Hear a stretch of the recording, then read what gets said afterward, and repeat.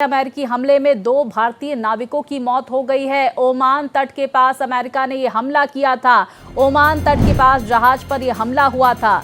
जहाज का मुख्य इंजीनियर अभी भी लापता है। जहाज पर 24 भारतीय क्रू मेंबर्स सवार थे।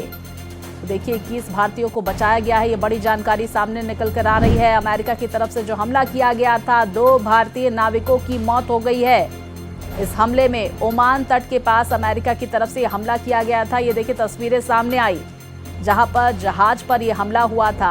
ओमान तट के पास ये जहाज था। जहाज का मुख्य इंजीनियर अभी भी लापता है। 24 भारतीय क्रू मेंबर्स इस जहाज में सवार थे। तो 21 भारतीयों को बचाया गया। इस तरह की जानकारियां सामने निकल कर आ रही हैं। तो 2 भारतीय नाविकों की मौत की खबर, और देखिए किस तरह से ये जहाज पूरी तरह से जलता हुआ नजर आया। हालांकि जानकारी आ रही है कि जो 24 भारतीय क्रू सवार था उनमें से 21 लोगों को बचाया गया है। तो वहीं 2 भारतीय क्रू मेंबर्स की जान चली गई है।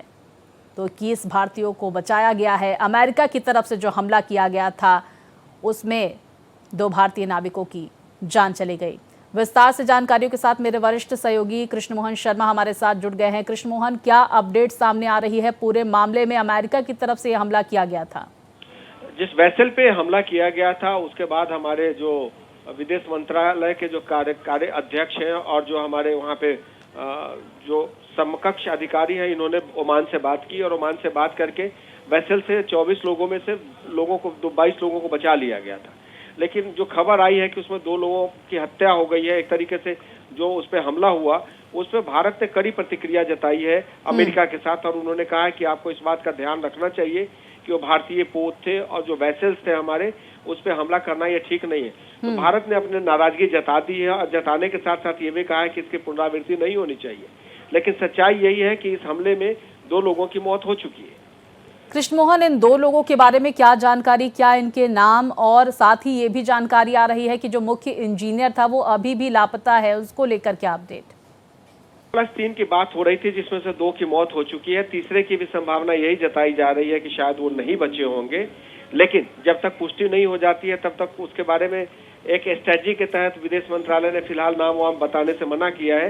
लेकिन विदेश मंत्रालय के प्रवक्ता के ऑफिस से जो जानकारी मिली है उसमें यही बताया गया है कि भारतीय विदेश मंत्रालय ने अपने काउंटर पार्ट के जरिए अमेरिका से अपनी आपत्ति दर्ज कराई है और कहा है कि जिस तरीके से हमारे लोगों पे हमला हुआ और जिस तरीके से मिसाइल्स दागे गए वो कतई उचित नहीं है और ऐसा नहीं होना चाहिए। इससे दोनों देशों के बीच रिश्ते खराब हो सकते हैं। कृष्ण मोहन, क्यों हमला अमेरिका की तरफ से इस जहाज पर किया गया? क्या जानकारी अमेरिका को मिली थी? क्या कोई मिसकंसेप्शन हो गया था जिसके बाद इस हमले को अंजाम दिया गया था? अमेरिका की तरफ से क्या इसको लेकर कोई प्रतिक्रिया आई है?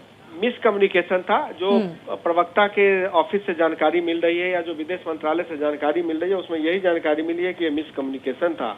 और मिसकम्युनिकेशन की वजह से, जो मिसकम्युनिकेशन कहें या मिस इन्फॉर्मेशन कहें, दोनों की वजह से ये हमला हुआ वहाँ पे।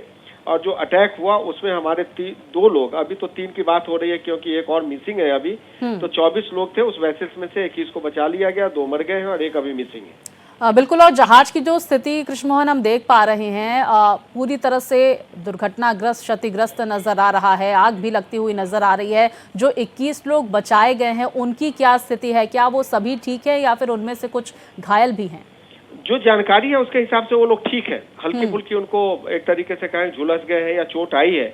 लेकिन जिनको 21 लोगों को बचाया गया वो ठीक है, क्योंकि हमारे पास जो सूचना का तंत्र है वो विदेश मंत्रालय है। विदेश मंत्रालय यही कह रहा है कि हमने ओमान एडमिनिस्ट्रेशन से बात की और ओमान ने हमारी बड़ी काफी मदद की, और मदद करने के बाद जिस तरीके से लोगों को रेस्क्यू किया गया वो काबिले तारीफ है।